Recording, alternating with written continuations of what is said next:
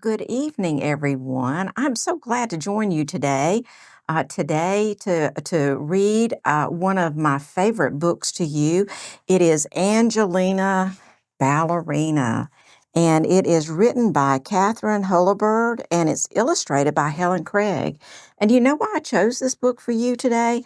I chose it because it is the most favorite book of my granddaughter, Madison Grace Smith. And so we read this a lot, and I'm just happy to be able to read it to you today.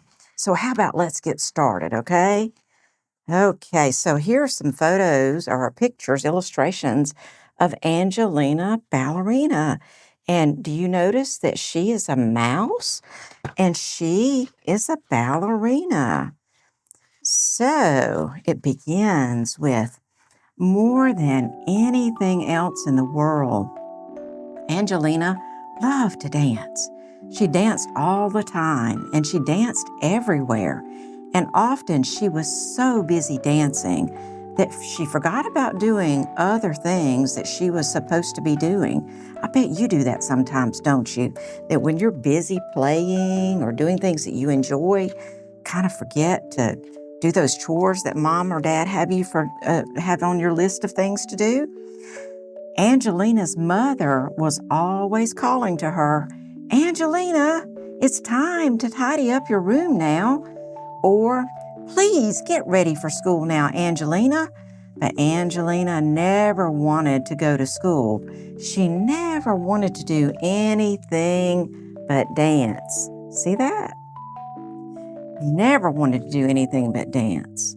So one night, Angelina even danced in her dreams.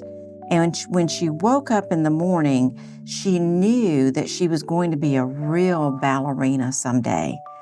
When Mrs. Mouseling called Angelina for breakfast, Angelina was standing on her bed doing curtsies.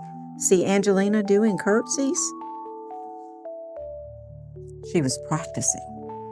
When it was time for school, Angelina was trying on her mother's hats and making sad and funny faces at herself in the mirror.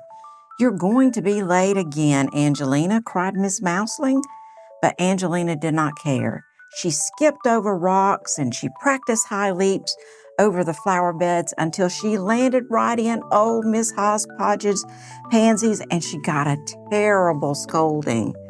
Have you ever gotten a terrible scolding for doing something like that just in a moment of fun? Well, at playtime, she twirled and she spun across the playground so fast that none of the little mouselings in her class could catch her, and they were all very cross. Do you know what cross means? Kind of means angry, doesn't it? Well, after school, she did a beautiful arabesque in the kitchen, and she knocked over a pitcher of milk and a plate of her mother's best cheddar cheese pies. Have you ever had a cheddar cheese pie? I haven't. Well, "Oh, Angelina, your dancing is nothing but a nuisance," exclaimed her mother. Her mother was a bit perturbed by Angelina. She was kind of getting on her nerves, wasn't she? She sent Angelina straight upstairs to her room, and she went to have a talk with Mr. Mouseling. Mrs. Mouseling shook her head and said, "I just don't know what to do about Angelina." Mr. Mouseling thought a while, and he said, "I think I may have an idea." That same afternoon, Mr. and Mrs. Mouseling went out before the shops closed. See them going out before the shops closed? He had an idea. He was going to pursue it. The next morning at breakfast, Angelina found a large box with her name on it. Inside the box was a pink ballet dress and a pair of pink ballet slippers. Angelina's father smiled at her kindly. "I think you're ready to take ballet lessons," he said. Angelina was so excited that she jumped straight up in the air and she landed with one foot in her mom's sewing basket. Uh-oh. See where she landed with her foot in her mom's sewing basket? She almost made a mess, didn't she? She was excited, though. The very next day, Angelina took her pink slippers and her ballet dress and she went to her first lesson at Miss Lily's ballet school. There were 9 other little mouselings in the class, and they all practiced curtsies and pliés, and they ran around the room together just like fairies. Then they skipped and they twirled until it was time to go home. "Congratulations, Angelina," said Miss Lily.